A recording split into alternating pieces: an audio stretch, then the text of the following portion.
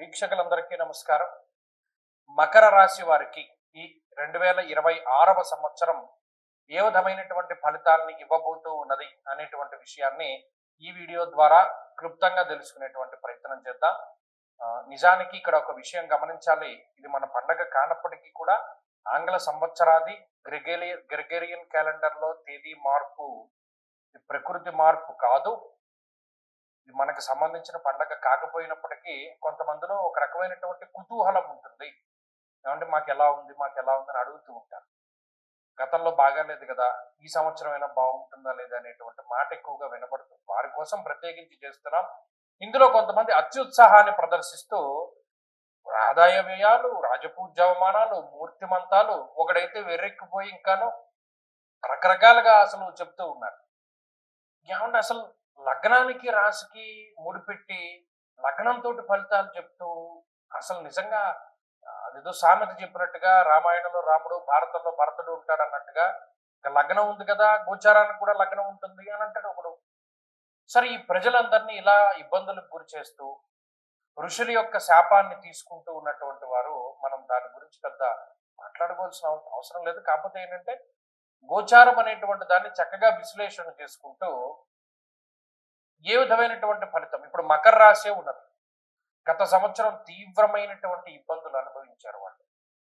నిజానికి అక్టోబర్ 16 తర్వాత, అక్టోబర్ 16కి ముందు 2025వ సంవత్సరంలో గురువు మార్పు జరిగిన తర్వాత బాగుపడుతుంది మకర రాశి అని చెప్పినటువంటి మొట్టమొదటి ఛానల్ మనం భవిష్యదర్శిని.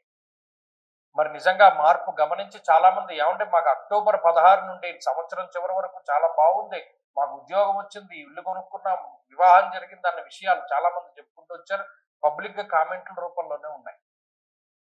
మరి ఈ సంవత్సరంలో మకర రాశి వారికి ఎక్కడో ఒక చోట మకరే మహదైశ్వర్య అన్నారు.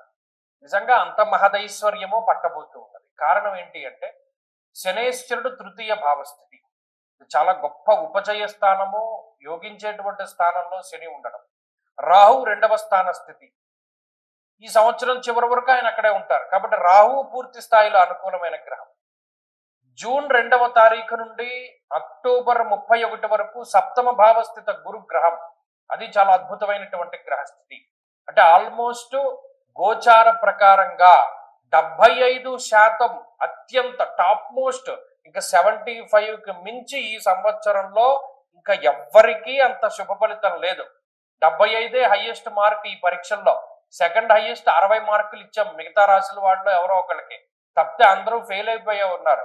మకర రాశి వారు మాత్రమే 75 మార్కులతోటి ఈ సంవత్సరం టాపర్ గా నిలిచారు. ఇవి ఫలితాల కింద చెప్పుకుంటాయి. ఎందుకంటే 2వ స్థానమందు సౌభాగ్య భాగ్యం ఆరోగ్య అన్నారు. అలాగే తృతీయ స్థానమందు స్వస్థానమందు ఇల్లు కట్టుకోవడము, అలాగే ఉపజయ స్థానమందు యోగించేటువంటి శనేశ్వరుడు ధనధాన్యాది వృద్ధించ స్త్రీ పుత్ర సుఖవర్ధనం అన్నారు.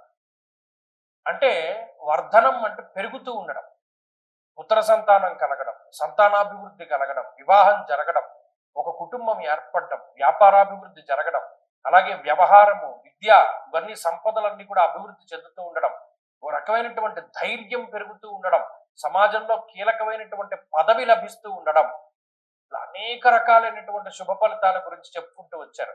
సప్తమంలో ఉన్నటువంటి గురువు రాజదర్శనం, ఆరోగ్యం, గాంభీర్యం, గాత్రపోషణ, అలాగే మీ యొక్క మాట చాలా శాసించేటువంటి స్థాయిలోకి వెళుతుంది. అలాగే గొప్ప గంభీరమైనటువంటి స్థితిలోకి చేరుకుంటారు.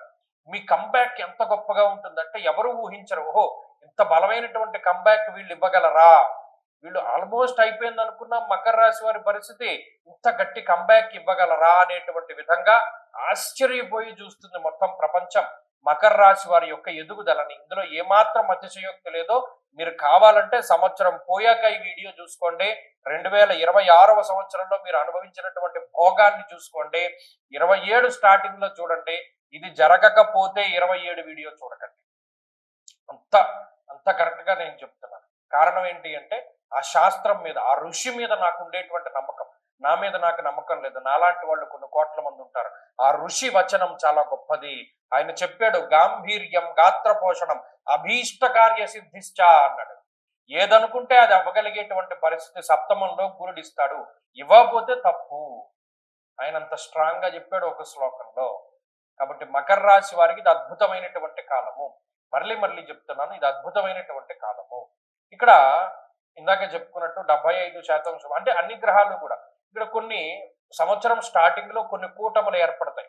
మకర రాశిలోనే ఈ సంవత్సరం స్టార్టింగ్ లో కుజుడు గాని బుధుడు గాని రవి గాని అంటే మకర సంక్రాంతి సమయంలోనే చతుర్గ్రహ కూటమి పంచగ్రహ కూటమి ఏర్పడతాయి.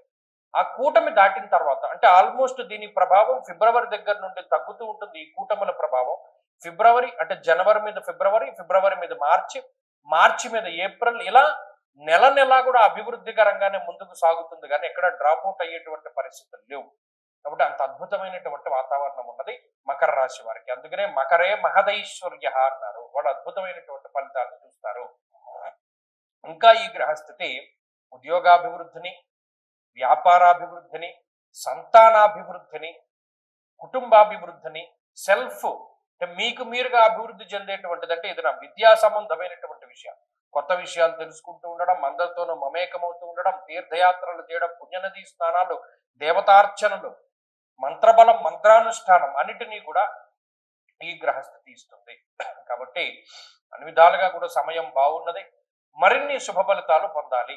ఇంకొక విషయం ఏంటి అంటే దీనికి తోడు జాతకం కూడా బలంగా పనిచేసింది అనుకోండి, ఇంకా అద్భుతమైనటువంటి ఫలితాలు వస్తాయి. గోచారంలోనే మనం 75% ఫలితం బాగుంది కదా.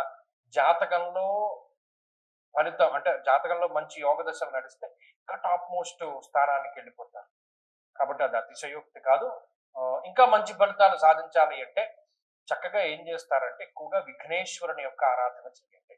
సంకష్టార చతుర్థి వ్రతాలు వీలున్నంత వరకు కృష్ణపక్షంలో వచ్చేటువంటి చవితి తిథి రోజున ప్రత్యేకించి విఘ్నేశ్వరుడి ఆలయానికి వెళ్ళి ఆయనకి సంబంధించినటువంటి అర్చన ఇవి చేస్తూ ఉండండి.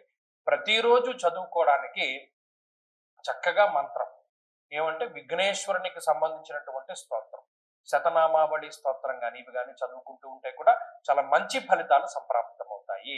కాబట్టి మకర రాశి వారి యొక్క అద్భుతమైనటువంటి స్థితి భగవంతుడు వారికి ఇంకా ఉన్నతమైనటువంటి స్థితిని కలగజేయాలి, మరి ఉన్నతమైనటువంటి అభివృద్ధి వాళ్ళకి ఇంకా రావాలి అనేటువంటి ఉద్దేశంతో చక్కగా ఆశీర్వదిస్తూ వారికి ఇంకా మంచి ఫలితాలు రావాలి అని కోరుకుంటూ స్వస్తి.